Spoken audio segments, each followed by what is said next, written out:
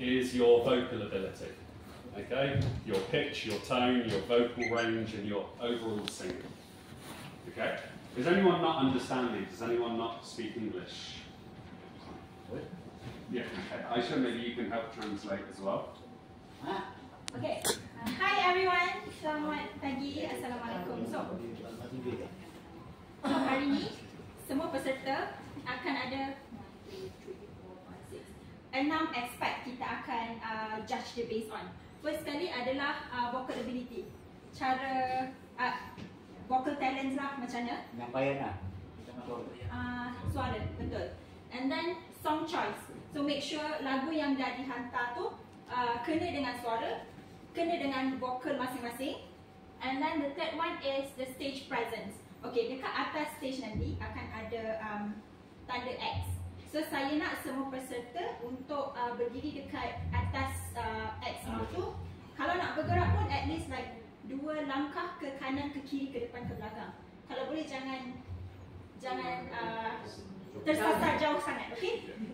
And make sure masa stage presence also counted as macam masa penyampaian lagu tu, buat eye contact dengan audience, dengan the judges as well. Also, here, right here, there is an X on the stage.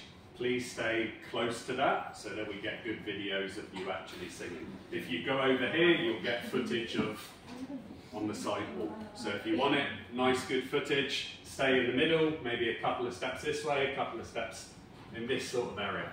Everyone understand?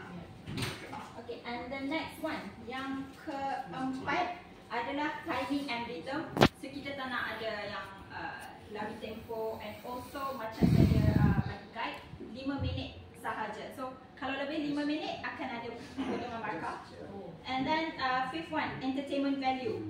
Sama juga macam stage presence, tapi we need more of that. And then last sekali adalah artistic expression. So, dalam penyampaian tu macam mana, kalau lagu sedih, expression dia macam mana, kalau lagu like a beat up song macam mana. Okay, so total adalah 100. Okay, so next part. Hari ni semua orang dah dapat number, okay, daripada 31 sampai 41. Ada sesiapa yang tak dapat, sorry, 21 sampai 41. Ada yang tak dapat number? Ada yang tak dapat number ke? Semua dapat? Okay, so hari ni kita akan buat 4 orang. Kita buat by batch. 4 orang, lepas tu 4 orang, lepas tu 4 orang. Yang last kali akan 5 orang. So in between tu akan ada intermission, akan ada entertainment.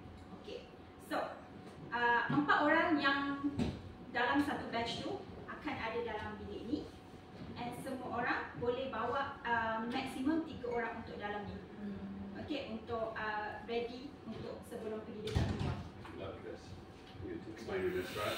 Ya.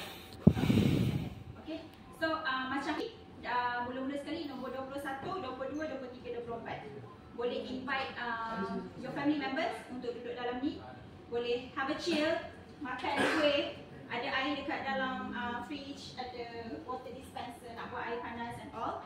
Lepas tu nanti kita akan panggil seorang-seorang dekat luar. So, before masa MC bercakap, saya nak number yang untuk seterusnya dah ready dekat depan pintu. Okay, so kita kena alert, tengok dekat number dan juga dekat TV ni. Okay, and staff kami akan bantu jugalah untuk alertkan semua. Lepas tu, okay, 21, 22, 23, 24. Lepas tu kita akan ada intermission. So masa intermission tu, nombor 21, 22, 23, 24, selepas perform, kena masuk dalam sini balik. Masa intermission, keluar.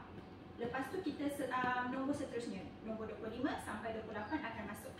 Tapi jangan risau sebab kita ada ni buzzer macam dekat kedai makan. So like kopitiam. Yeah.